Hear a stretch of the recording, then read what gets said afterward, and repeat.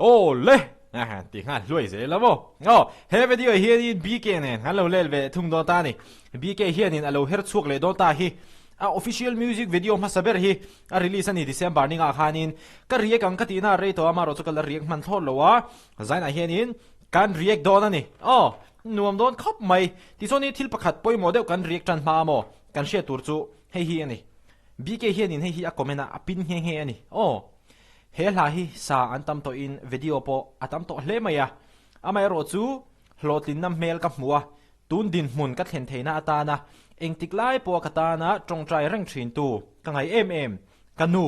sang hi som pakwa min boral san tu shiat reng na atan official music video ma sabera he la hi siam ka du ve sia phal taka min saktir tu apho tu puro lian ralte late nupui pizo thani chunga thilung takin lom thu ka soi tak meu ani he hlangai thatu famngai le lu su mek te pathian thamon na chuan ompui cheu ro se he video ka puitin theina atana min puitu te description lama kim changzo kina ome he kantan an hluem ema pathian mal somna tam takin lo dong let molang cheu ateni ke chu aro bui ka ti Bka hi mo adu chonil hladang dei po a official music video tan chon he hit tur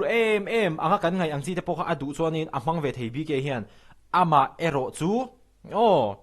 hetianga anuta na hela aron hlan ngama hetianga official music video ma saber heti zong hoi zonga aron ti chuak hi aro pi ka ti khop mai ti kha kan reaction tak main kan comment ve lok du ani Bka Hnamte alo herchhuak le don ta kan riekang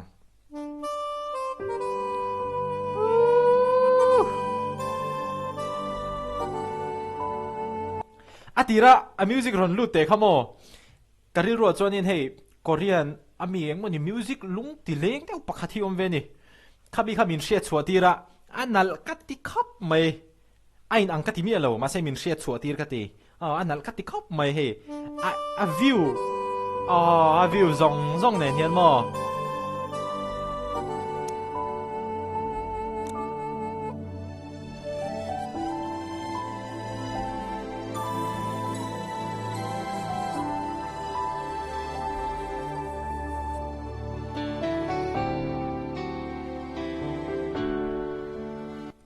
kan zai tren tir main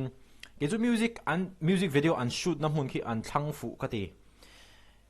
nilengin an nga ka nga tlai ni tlatur chon hulam pang kha an ngak ve de hlek do ti achianga chuanin ai zol khopui ti khianin alang thar pui mai sia an music video shoot na hin thlang fu ka ti ge chon hun le ni te an her liam zela sifni moyalo lang leta par moy tinan ful sirvalum rual ne amoy vong lal piang hua sayang re em te lo herchhuak don ta thil pakhat hemi hlai ngai thak pa hian mo in headphone in manglo ni pon earphone emo earbuds ang tal khalo mangro achan chu phone audio pa ngai ai chuanin a chiang nge ani a feel vong thei a music phone pa ngai a ron ri chuak lo a bass te hi ron kal nal mai ani khamia kan ron soitel du ni mitin ta na hlim na tur chu fangai kho har mang ang telal pa min ne min om puyang che abahat na lem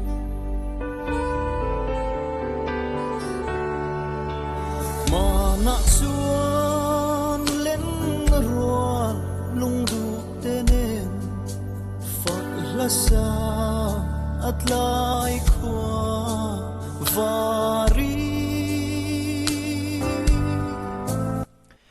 Bka hla kan ngai thak pa khan mo hemi official music video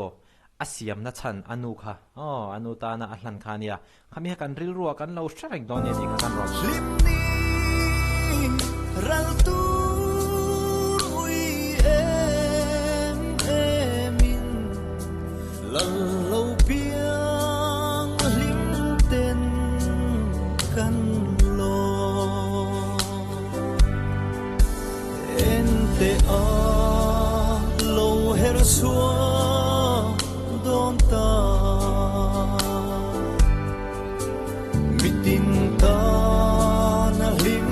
na tur chu fangan ko han mang ang telal pa min he min in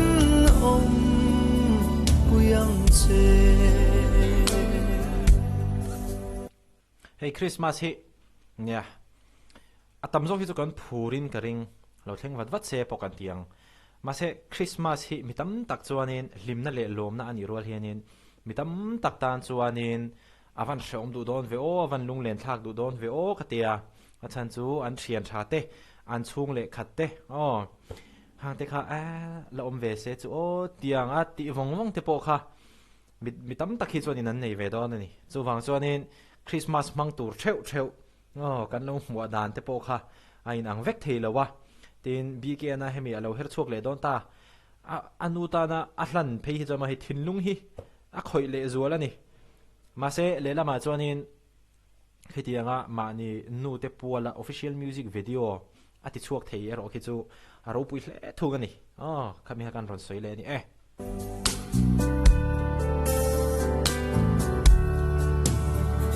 Chẳng sẽ chung kim lung du tên lal biển chăm lông ca nua mê suy lung rùa lát lại khoa varin thiên lại ru lo mà kim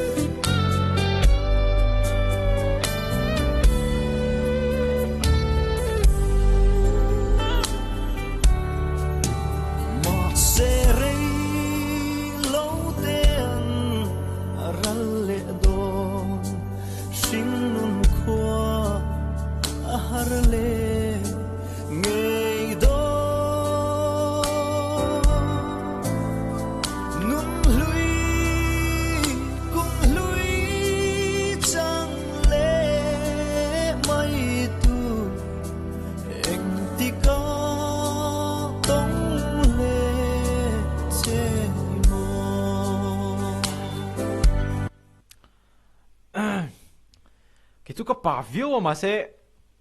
no khi ul don tle je boy thak thin khop mai ka feel vong vong thei to ko mo Bka khi adin mun tur kan thlir puya chu wang chu ni ka nu khi ul don thin mo asan chu tu na phei chonin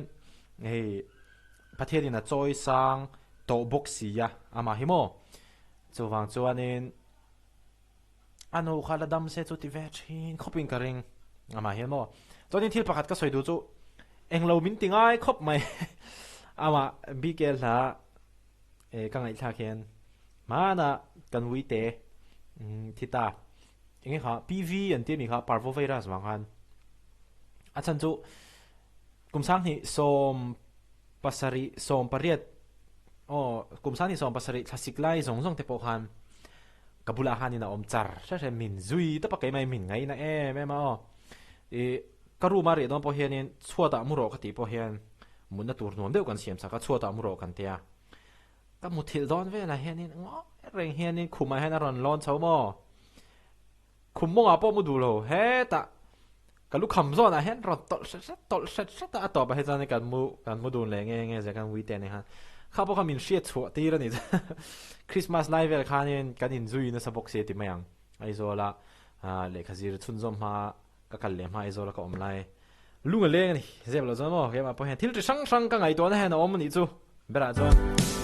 ente a lo herchhuak don ta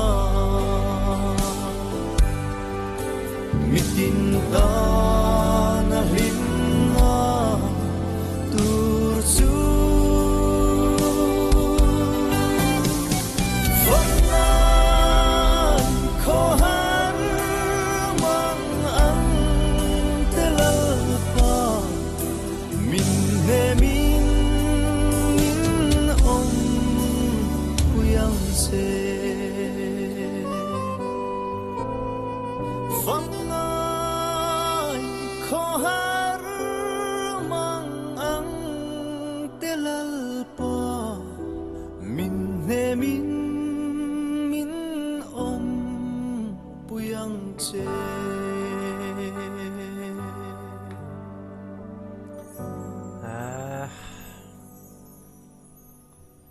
giải thiểm khóc mà giải thiểm gì chú soi vóc bộ ai đâu mà sẽ music video hiện là zir boka là sakin là zir boka o in là zir boka luôn có tiền lang khóc mày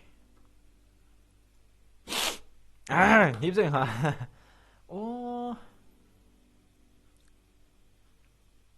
cái gì không ô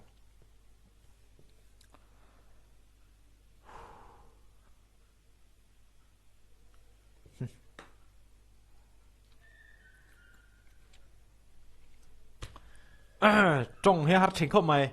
cái thu cả ngay lấy mày chơi tia cái riết tụi có thể nghĩ đấy cái mà với hát chính không mày các bạn thấy mấy điều cái mày ô các bạn thấy mấy điều mà sẽ nó khi ult tất là hay với hát chính không mày composer hero liền ra tên nhá music khi mà sang te home free music anh nhá special thanks to Bka giải ngay là tụi te WhatsApp group 1 and 2 and và phải em Bka giải ngay na tu te WhatsApp group pa om zong kha Bka ayo in bye bye vek u chuanin Abinel Studio Academy Bidiral te Design Studio le Aizol City View te ai na mani khati zong kha tun truma riek thei tu zu me ro se kas kan mual phu palang ka ti to meng video hi mai ka mual phu palang ala video le kain mole cheu donia Bka hi channel hi lo subscribe sakula lo like ula video hian in views tam tak anei thengei na tur khanin ka viewers zong te pok khanin ama channel mi hi inova and sak vek don ye ti kha kan ron du sakna kan ron hlan bok ani